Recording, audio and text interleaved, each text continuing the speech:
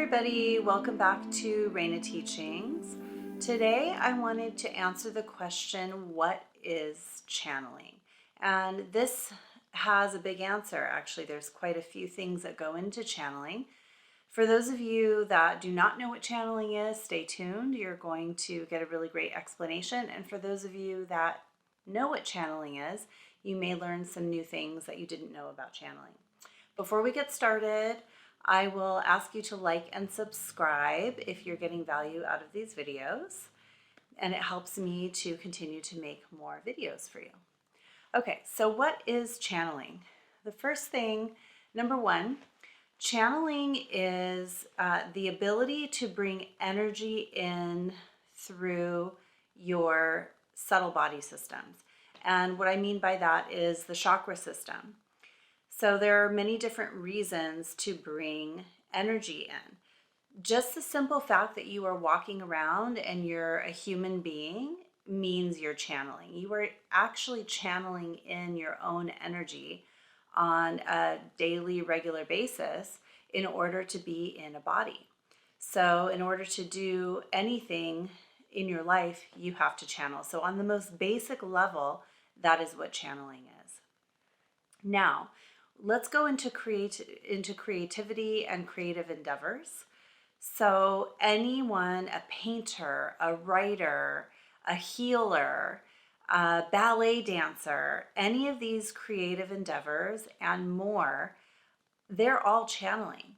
So it requires the artist an actor is also channeling. Many times the actor is channeling their character. So channeling is really the ability to bring in an energy force or an energy field, blend it with your own energy system, and then creativity comes out. And the magic of it is you don't always know what that's going to look like. So that is also the most basic explanation of channeling. Now let's get into the very metaphysical, spiritual types of channeling. The first one I will say is called open channeling. So open channeling is what you are doing when your higher self is bringing you intuitive information. So when I'm doing a clairvoyant reading, for instance, it's very subtle. It just sounds like, information that I'm receiving in a variety of different ways. I may hear it, I may see it, I may feel it, I may just know it. So what open channeling essentially means is you are bringing in information and energy from an open source. So you may not know exactly where it's coming from. I would say the open source channeling is coming from the higher self. So that's what a clairvoyant is doing. That's also what a healer is doing. So another type of channeling is called relay channeling. So number 2, relay channeling. This is when you are very clear that there is a being that is giving you information. You may even be able to see them in your third eye. You may be able to know that this being is there. They may give you a name, and you can relay. You can hear what they're saying and relay channel, meaning you are repeating back what this being is saying. And a good example of this is mediums. This is what mediums are doing. So mediums can hear the deceased person that is coming to communicate with their loved one, and they are relaying back to them exactly what they are saying. The same thing can happen with an interdimensional entity or being like Raina. When I first channeled Raina, I could hear what she was saying to me, and I could relay exactly what she was saying, but I couldn't yet blend her energy in with mine to channel directly. So this is what relay channeling is called. Then we have, so I'm going to mention this trance mediumship. So this is debatable depending on whether you speak to a channel or a medium. So for me, I have done this in house clearings where a deceased person in the house needs to speak before they can release from the house. And so that is me allowing the deceased person to literally use my voice and speak through me. That is trance mediumship. The debatable part is some mediums will say that trance mediumship and trance channeling are the same thing, where you're channeling a higher dimensional entity. I believe that trance mediumship is doing this with the deceased person.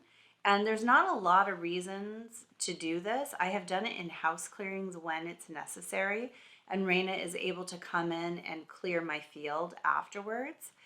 But we've changed this in more recent years, and I don't tend to let the deceased person come in the same way that Raina does. So now, trance vocal channeling. This is probably the reason why you wanted to watch this video. Trance vocal channeling is what I am doing with Raina in trance.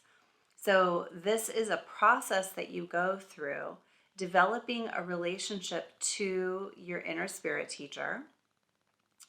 And then at a certain point, if it's your purpose to trance vocal channel them, they are able to blend in with your energy field. Now, they're not blending in with your body. So this is a misconception. It looks like they're blending in with our bodies for sure. And I can even feel certain things. I can feel what Raina feels like in my body, but she's actually just using my energy field or my aura, kind of like a puppeteer. So they're able to blend into your energy field, and then the trance vocal channeling part happens where they actually use your voice. And this is the reason why a trance channel's voice changes. Not all trance channels have a voice that changes. There are a few that don't. A good example is Lee Carroll, who channels Cryon. He's a wonderful channel, but his voice still sounds like his voice. So now, how do you know the difference then? If a channel's voice doesn't change, you can feel the love and the energy of the being, and that is how you know. My voice happens to change. I will say that it was a giant shock to me when it changed. I really didn't think that was going to happen. When I was going to class and training for my channeling, I didn't think this would happen. And I'm somebody who cannot do accents. It's not something that really interests me either, but I have tried in the past and it just did not work for me. So it was a shock when I felt a ball of energy in the back of my mouth, almost in my throat. I thought that was a bit strange. And then when the words came out, they sounded the way that Raina sounds now. So that was very shocking to me. But that is technically what a trance vocal channel is. So a lot of people will call themselves channels, and technically they're correct. So a clairvoyant could say, "Oh, I'm a channel." And what they're telling you by telling you that is that maybe they don't use cards or anything like that. They open channel the information that they're getting in the clairvoyant reading. And that is actually how I have done clairvoyant readings for a long time. I'm just very clear that it's my higher self when I'm doing a clairvoyant reading, and it's Raina when I'm trance vocal channeling. So the difference between someone who is a true trance vocal channel and someone who is not is they've taken the time to develop a very deep relationship to this being. It is just like, getting to know somebody, meeting a new friend, and you meet with them once, you meet with them twice, and then you talk and you talk and you talk until you really know each other very well. I still feel like I'm getting to know Raina really well, but a trance vocal channel has a very deep relationship to their being, and they went through a whole process in order to be able to trance vocal channel them. I do feel that it's a gift. I feel that it's a blessing from our inner spirit teachers when they're willing to do that with us, but it isn't everybody's purpose. And I wanted to say that as well. So if you're interested in channeling for yourself, make sure you're doing it because you want to deepen your relationship to your spirituality. you want to deepen your relationship to, one or two spirit guides, they will reveal to you if channeling is your purpose. So that was my experience with Reina. I took the class because I had had channeling happen to me before. There's another video on here called How I Came to Channel Reina if you're interested in that story. And it was a long time, it was a long time before I was willing to go to a class and really develop the channeling. And the reason is because I wasn't sure that it was my purpose or not. But I became a clairvoyant and then a healer, and it was very clear to me that this being kept visiting me. So I went to class and I worked with somebody named Sean Randall. That was my teacher. She's wonderful, by the way. And I was able to develop my channeling. But my purpose in doing it was not to become a transvocal channel. That was really a surprise to me. And it was a beautiful surprise. I couldn't have imagined, all the things that I've done with that. But it wasn't the reason I went to the class. So I always like to tell people that if you're interested in channeling, by all means, channel. Oh, and I didn't even mention automatic writing in here. I should mention that. So I did say a writer can be a channel, but automatic writing is one of the ways that you develop your channeling. So a person can be a channeled writer and not transvocal channel their being as well. So that's another type of channeling gift. Anyway, I hope you got some value out of this and you learned something about what channeling is.